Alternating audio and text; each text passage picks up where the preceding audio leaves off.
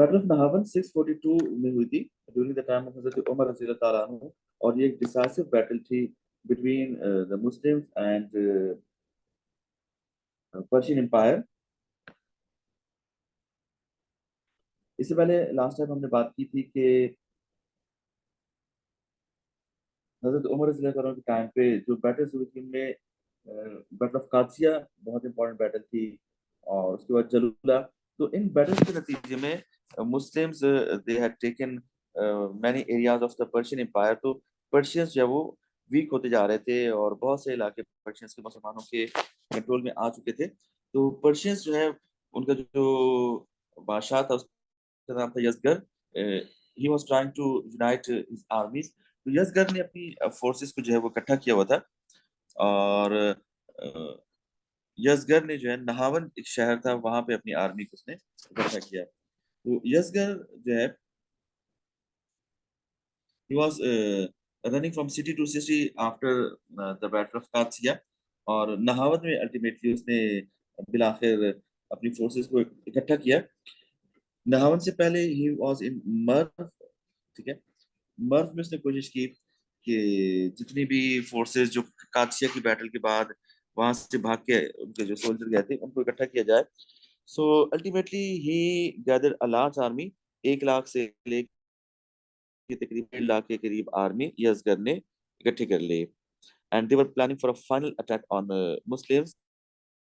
तो हजरत उमर रजी अल्लाह ताला अन्हु उन्होंने पहले तो खुद फैसला किया कि he will go and fight with the enemy personally, लेकिन मजलिस शूरा ने उनको मना किया कि नहीं, आप किसी कमांडर को अपॉइंट करें, खुद ना जाएं। तो आपने हुजैफा बिन यमान रजी अल्लाह ताला अन्हु एक सहाबी हैं, उनको अपॉइंट किया, और हुजैफा बिन यमान को आपने ऑर्डर दिया कि कूफा की जितनी फोर्सेस हैं उनको इकट्ठा किया जाए और निहावन की तरफ मार्च करें, क्योंकि Nahavand it was the centre of यज़गर, और वहाँ पे काफी बड़ी फोर्सेस पर्शियंस की। अबू मूसा अशरी जो कि बसरा के गवर्नर है, उन्हें भी हजरत उमर रजी अल्लाह ताला ने ऑर्डर दिया कि he should also march with his armies towards Nahavand. अच्छा, इसके अलावा आपने नौमान इब्न मुकरिन एक बड़े मशहूर सहाबी हैं, उनको ऑर्डर दिया कि वो भी अपनी फोर्सेस के साथ केरसोन या मदाइन जो कि कैपिटल भी था इससे पहले पर्शियन एम्पायर का, उनको भी ऑर्डर दिया कि वो भी अपनी फोर्सेस को लेके निहावन की तरफ मूव करें। सो इस तरह जितनी भी फोर्सेस अवेलेबल थी मुसलमानों की under the command of Huzaifa bin Yaman या अबू मूसा अशरी, नौमान इब्न मुकरिन, इन तमाम फोर्सेस को ये ऑर्डर दिया हजरत उमर रजी अल्लाह ताला अन्हु ने कि they should start moving towards Nahavand. Sir, Medina में हजरत उमर रज़ी अल्लाह ताला अन्हु ने मजलिस शूरा से मशवरा किया और ये डिसाइड किया कि he will lead the battle personally, लेकिन हजरत अली रज़ी अल्लाह ताला अन्हु, हजरत तलहा, हजरत उस्मान, इन तमाम सहाबा कराम ने आपको मना किया कि आप खुद ना किसी सहाबी को, किसी इंपॉर्टेंट सहाबी को, किसी जनरल को अपॉइंट कर दें। सर, साद इब्न अबी वक्कास रज़ी अल्लाह ताला अन्हु बड़े मशहूर सहाबी हैं। इससे पहले हमने देखा था कि बैटल ऑफ कादसिया में वो मुसलमानों की कमांड कर रहे थे। तो इस मौके पर साद इब्न अबी वक्कास रज़ी अल्लाह ताला अन्हु वो कूफा में, बसरा में या वहां पे मौजूद नहीं थे पर्शियन एम्पायर के इलाकों में। He was in Medina. तो हजरत उमर रज़ी अल्लाह ताला अन्हु ने मुगीरा इब्न शुअबा रज़ी अल्लाह ताला अन्हु जो कि बड़े मशहूर सहाबी हैं, उन्हें जो है वो कमांडर इन चीफ बनाया, और उनकी हेल्प के लिए आपने नौमान इब्न मुकरिन को मुकर्रर किया। सो मुगीरा इब्न शुअबा और नौमान इब्न मुकरिन, they were the main commanders of the Muslim army during this battle। जो नौमान इब्न मुकरिन जो है, उन्होंने अपनी जो मुसलमानों की आर्मी थी उसको इस तरह ऑर्गेनाइज किया कि उन्होंने उनके एक भाई थे नुएम इब्न मुकरिन, नुएम इब्न मुकरिन को आपने फ्रंट लाइन का ये जो शुरू की स्टार्ट की जो फोर्सेस थी उनका आपने उनको कमांडर बनाया। सुवैद इब्न मुकरिन और हुजैफा बिन यमान को आपने जो राइट विंग और लेफ्ट विंग थे उनका कमांडर बनाया, और इसके साथ एक आर्मी आपने काका बिन अमर को दी। इनको एक बड़े हिस्से का आर्मी के आपने कमांडर बनाया। So in that way he organise Muslim army के उम, नोएम इब्न मुकरिन, सुहैद इब्न मुकरिन और काका इब्न अम्र, these were the main commanders of his army। और इसके साथ-साथ आपने जो रेल सेक्शन था उसमें मुजाशी इब्न मसाइद एक बड़े कमांडर थे, उनको आपने वहाँ का इंचार्ज बनाया। So these people, these were some commanders, इनके आप नाम मेंशन कर सकते हैं आंसर में। तो जो लोग लेट आए हैं मैं उनको बता दूँ कि बैटल ऑफ नाहवन जो है ये इसलिए इम्पोर्टेंट है कि इस पे 10 मार्क्स का क्वेश्चन आ चुका है। पहले नहीं आता था लेकिन लास्ट ईयर बैटल ऑफ नाहवन पे भी 10 मार्क्स का क्वेश्चन, इसी तरह बैटल ऑफ नाहवन पे भी 10 मार्क्स का क्वेश्चन आता है। और इसका जो नाम है वो नहरवान से काफी मिलता जुलता है। So Nahrawan is the battle which was fought during the time of हजरत अली रजी अल्लाह तआला अन्हु। तो आप इसमें कंफ्यूज नहीं होएगा क्योंकि निहावंद इज अ डिफरेंट बैटल और नहरवान इज अ डिफरेंट बैटल। और निहावंद इसलिए भी इम्पोर्टेंट है कि ये हजरत उमर रजी अल्लाह तआला अन्हु के टाइम पे अगेंस्ट पर्शियन एम्पायर आखिरी बड़ी बैटल थी। और इस बैटल के बाद जो पर्शियन एम्पायर है वो हमेशा के लिए उसका नामो निशान मिट गया। तो इसके साथ साथ ये तो कमांडर्स थे जिनको अभी हमने मेंशन किया, नुआइम इब्न मुकरिन, सैद इब्न मुकरिन और काका बिन अमर और मजाशी। इसके अलावा reinforcement that was very important. हजरत उमर रजी अल्लाह तआला अन्हु की एक खास बात ये थी कि वो जंग के दौरान रीइंफोर्समेंट्स भी भेजते रहते थे, जिससे दुश्मन को लगता था कि मुसलमानों की बहुत बड़ी फोर्स आ रही है, तो मुगीर अपने शोबा इनको रीइंफोर्समेंट्स देके भेजा हजरत उमर रजी अल्लाह तआला अन्हु ने। इनसे कहा कि he will join Muslim army during the battle as a reinforcement. अच्छा, मुस्लिम आर्मी ने निहावन के लिए जब रवाना हुई तो पहले उन्होंने तजार के मकाम पे कैंप किया और वहां से वहां पे ये तमाम आर्मी इकट्ठी हुई, जितनी भी जो आर्मी मुख्तलिफ इलाकों से आई थी। और then they started towards marching towards Nahavand और ultimately they defeated the Persian forces over there in 642 CE. तो मुसलमानों का जो नंबर था दैट वाज अराउंड 30,000 और ससनेट या पर्शियन आर्मी देवर अराउंड 1 लाख और कुछ लोगों ने इससे ज्यादा भी 1.5 लाख के करीब भी नंबर बताया है। और जो पर्शियन कमांडर था उसका नाम था फिरोजान। तो Firuzan that was the main commander of the Persian army. और पर्शियन आर्मी क्योंकि इससे पहले हम पढ़ चुके हैं कादसिया में और जलूला में कि हर बैटल में मुसलमानों के पास आ गया था। पर्शियन आर्मी का बहुत बड़ा हिस्सा, पर्शियन एम्पायर का बहुत बड़ा हिस्सा मुसलमानों के कंट्रोल में आ चुका था। तो इसलिए उनका जो मोराल था वो बहुत डाउन था। लेकिन उनका जो बादशाह था, जो उनका एम्परर था यजदगर, उसने एक बहुत बड़ी कंपेन चलाई मुख्तलिफ इलाकों में, फायर वर्शिपर्स को खत लिखे और उनसे गुजारिश की कि मुसलमानों के खिलाफ जंग में उसकी मदद करें। और उसने लिखा कि अगर आज इस मौके पे फायर वर्शिपर्स इकट्ठे नहीं हुए तो उनका मजहब, उनकी एम्पायर और उनकी सल्तनत का नामो निशान मिट जाएगा। तो इस वजह से अल्टीमेटली 1 लाख से लेकर 1.5 लाख तक लोग जो है वो उसके कहने पे जो फायर वर्शिपर्स थे, मैगियंस थे, वो इकट्ठे हो गए। But it prove to be the last battle, क्योंकि इस बैटल में पर्शियंस को जब डिफीट हुई तो उसके बाद फिर उनकी होप अल्टीमेटली खत्म हो गई और उसके बाद दोबारा वो कभी भी किसी बड़ी बैटल के लिए इकट्ठे नहीं हो सके। तो हम आगे देखेंगे कि वेंसडे और थर्सडे को ये जंग स्टार्ट हुई और Friday that was the decisive day. तो तकरीबन 3 दिन में इस जंग का भी फैसला हुआ। Persians they were inside the city. Nahavand एक शहर था, इसकी बड़ी बड़ी दीवार साइड द सिटी और शहर के बाहर उन्होंने ट्रेंच बनाई हुई थी और ट्रेंच के अंदर उन्होंने लोहे के जो स्पाइक्स थे उस जमाने में यूज होते थे, जिनसे घोड़े जख्मी हो सकते थे, इंसानों को भी उससे नुकसान हो सकता था। तो वो स्पाइक्स उन्होंने बिछाए हुए से बिछाए हुए थे। So they were protected inside the city walls. और मुसलमानों के लिए उन पे अटैक करना या जनरल बैटल स्टार्ट करना मुश्किल। साइड द सिटी बाहर आके वो अटैक करते और अटैक करके फॉलो करके ज्यादा दूर तक उनके शहर के अंदर दाखिल नहीं हो सकते, क्योंकि शहर के बाद ट्रेंचेस थी और ट्रेंचेस में उन्होंने स्पाइक्स बिछाए हुए थे। So that was a strategy adopted by the Persian Empire, जिसकी वजह से मुसलमानों को तो नुकसान हो रहा था, लेकिन मुसलमान जो है वो कोई बड़ा अटैक लॉन्च नहीं कर पा रहे थे निहावन पर। So this was a problem. So मजलिस शूरा में इस बात को डिस्कस किया गया। वॉर काउंसिल बुलाई, नौमान इब्न मुकरिन जो कि कमांडर थे, उन्होंने कि how to solve this issue, किस तरह इस सूरत हाल का मुकाबला किया जाए और किस तरह एक जनरल अटैक लॉन्च किया जाए। सो ही कॉल्ड फॉर मजलिस शूरा फॉर डिस्कशन। तो मजलिस शूरा में एक साहबी, एक कमांडर थे, तुरह इब्न खालिद।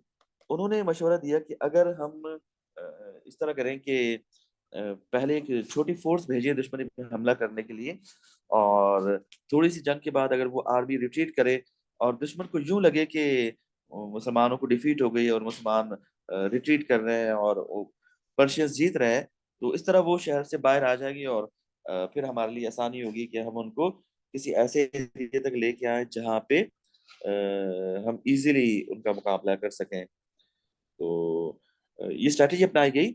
और काका बिन अमर, इनका हमने लास्ट टाइम भी इनके बारे में पढ़ा था। काका बिन अमर के बारे में हमने बैटल ऑफ कादसिया में भी इनका जिक्र पढ़ा था। तो ये बड़े मशहूर कमांडर थे, और ये रोमर्स के खिलाफ यरमूक की बैटल में भी थे। तो काका बिन अमर जो थे, उनको ये टास्क दिया गया कि वो एक आर्मी का एक हिस्सा लेके जाएं और दुश्मन पे हमला करें, और जब अच्छी खासी जंग हो जाए तो वो आहिस्ता आहिस्ता रिट्रीट करना शुरू करें और पर्शियंस को ये शो कराएं कि नाउ दे आर रिट्रीटिंग, और मुसलमान जो है वो हार के बैटलफील्ड से भाग। तो जो जंग थी पहले, that was in form of skirmishes, यानी छोटी छोटी झड़पें हो रही थी, लेकिन कोई बड़ा ब्रेक थ्रू नहीं हो रहा था। और ये सिलसिला चलता रहा। Then Qaqa bin Amr he pretended that Muslims are defeated, और उन्होंने बैटलफील्ड से विड्रॉ करना शुरू कर दिया, रिट्रीट करना शुरू कर दिया। जब पर्शियंस को लगा कि they have gone the victory और मुसलमान जो है वो हार गए हैं, इसलिए बैटलफील्ड से भाग रहे हैं, सो दे स्टार्टेड परसुइंग मुस्लिम्स। उन्होंने मुसलमानों को, मुस्लिम आर्मी को फॉलो करना शुरू कर दिया, ये समझ कर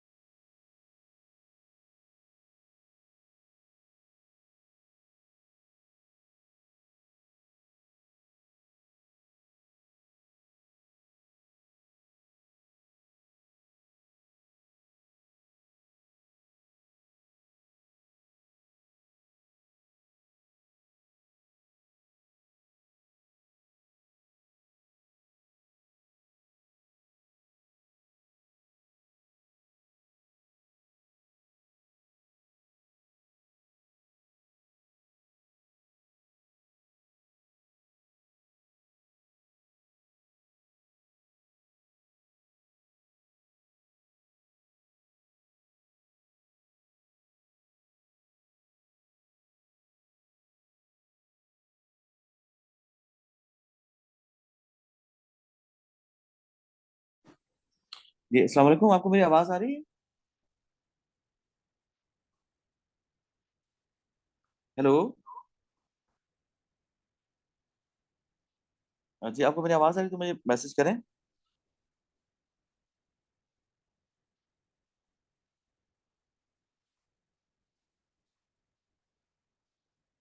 ठीक है, तो आई थिंक बीच में आवाज ठीक है, बीच में आई थिंक आवाज बंद हो गई थी, तो हम दोबारा वहीं से शुरू करते हैं। तो मैं ये बता रहा था कि नौमान इब्न मुकरिन जो है, ये मुसलमानों के कमांडर थे। इन्होंने ये स्ट्रैटेजी अडॉप्ट की कि दुश्मन को है, और दुश्मन जो है, जो पर्शियंस थे, दे वर इनसाइड द सिटी। तो उन्होंने ये शो किया कि दे वर डिफीटेड, लेकिन actually that was a war strategy. तो पर्शियंस जो वॉर स्ट्रेटजी का शिकार हो गए, और ultimately they were in the open field. अच्छा, ओपन फील्ड में जब दुश्मन आ गए, तो तब मुसलमानों के लिए आसान था कि दुश्मनों का मुकाबला किया जा सके या उनको डिफीट किया जा सके।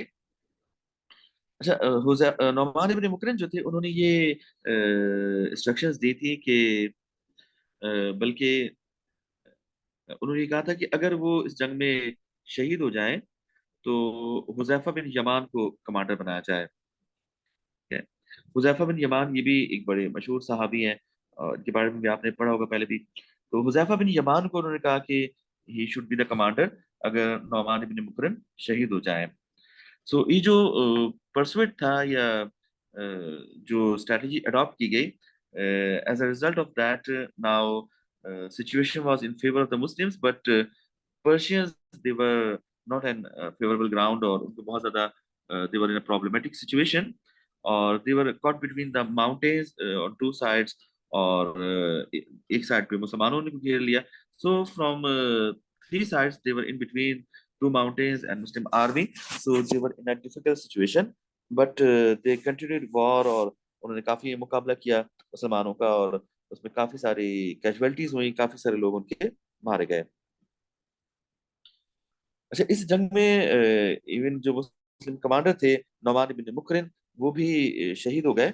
लेकिन उनके भाई नुएम जो थे, उन्होंने उनका जो लिबास था, या उनके जो सामान था, उनका आर्मर और वो सारी चीजें वो उन्होंने पहन ली, और उन्होंने मुसलमानों को ये शो नहीं होने दिया कि नौमान इब्न मुकरिन की डेथ हो गई है। तो आखिर तक जो है मुस्लिम आर्मी को किसी को ये रियलाइज नहीं हुआ कि नौमान इब्न मुकरिन शहीद हो चुके हैं। So Nauman ibn Mukrin, Muslim commander, he was martyred in this battle. और जंग के बाद लोगों को पता चला कि नौमान जो है वो शहीद हो चुके हैं। जंग के दौरान उनके भाई नुएम ने ये शो किया कि एक्चुअली ही इज नौमान इब्न मुकरिन। तो अगर जंग के दौरान लोगों को पता चल जाता, तो मे बी मुसलमानों का मोरल डाउन हो जाता कि उनके कमांडर को शहीद कर दिया गया है। और Huzaifa bin Yaman, he was instructed by Umar रज़ी अल्लाह तआला अन्हु कि उनको कमांडर बनाया जाए। अगर नोमान इब्न मुकरिन की शहादत हो जाए, तो फिर इनको कमांडर बना दिया। तो हुजैफा ही टूक द फ्लैग, और उन्होंने बैटल को कंटिन्यू रखा यहाँ तक कि night fall and Persians they were defeated ultimately. तो 3 दिन की जंग के बाद ultimately Muslims they won the battle. अच्छा, Persians they started running from the battle field, और बैटल फील्ड से जब वो भाग रहे थे, और they were trying to save themselves inside the city, तो उनकी जो ट्रेंच थी, या उनके जो स्पाइक्स थे, उन्हीं का शिकार होके इनके अपने बहुत सारे लोग जो है वो मारे गए। So in that way, while they were retreating, most of them they fell in their trenches, or they were killed by their spikes, और जो उन्होंने मुसलमानों से बचने के लिए इंतजाम किया था, वो इंतजाम अब उनके खिलाफ जो है काम आ गया, and many of them they were killed in this battle. So it was the decisive battle, और ये आखिरी बैटल थी। इसके बाद पर्शियंस जो है वो हमेशा के लिए, पर्शियंस की एम्पायर भी खत्म हो गई, और पर्शियंस का जो इन्फ्लुएंस था वो भी खत्म हो गया। तो जो पर्शियन फोर्सेस थी, now many of them they were killed.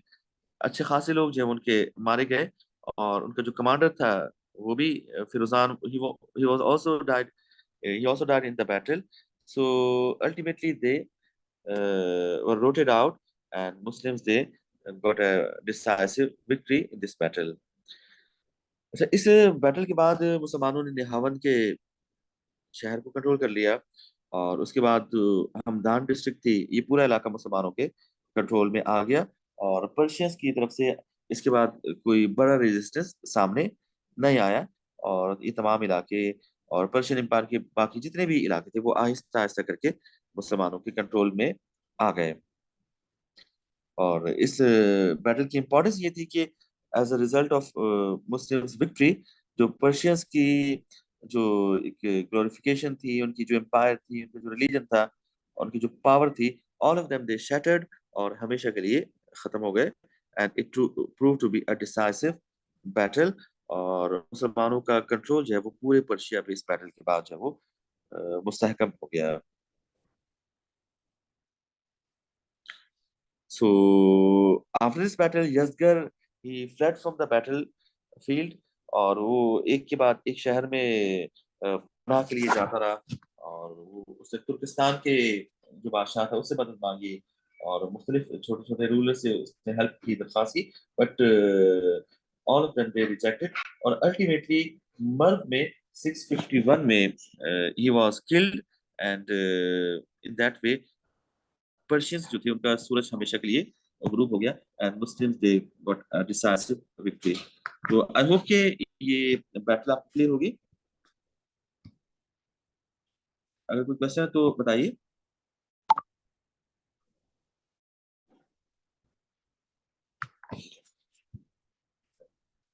चलिए, इस 10 मार्क्स का क्वेश्चन आता है, मैं आपको डॉक्यूमेंट भी शेयर करूंगा तो उसको आप पढ़िएगा। तो आई होप कि इट विल बी क्लियर। इतनी ज्यादा इसमें आई थिंक कॉम्प्लिकेशन भी नहीं है, सिंपल बैटल है। इसके बाद हम हजरत उमर रज़ी अल्लाह तआला अन्हु की बैटल ऑफ यरमुक करेंगे, but will study that in next class. अभी चूंकि टाइम थोड़ा सा कम है, तो मेरा ये ख्याल था कि हम असल में साथ में अहादीस भी कर रहे हैं और पैसेज भी कर रहे हैं। तो मेरा ख्याल है एक पैसेज और एक हदीस करते हैं। कैन यू रिकॉल मी कि हमने हदीस लास्ट क्लास में कौन सी हदीस डिस्कस की थी? उसके बाद फिर हम जो नेक्स्ट हदीस है वो बात कर लेते हैं। ये सालान आपको याद है? हदीस नंबर 9 थी, या इस तरह कोई हदीस थी? आई थिंक 8 या 9 थी।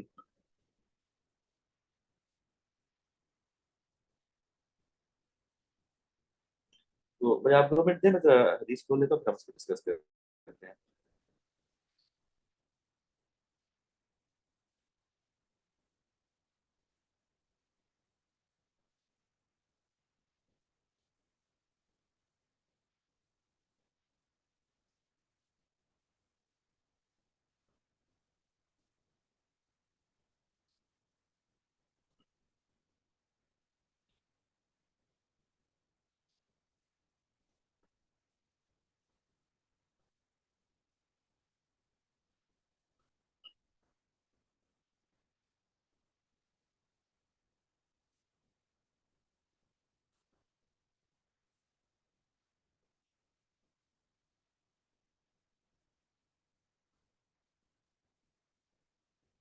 हदीस नंबर 9 आपके सामने आ रही है।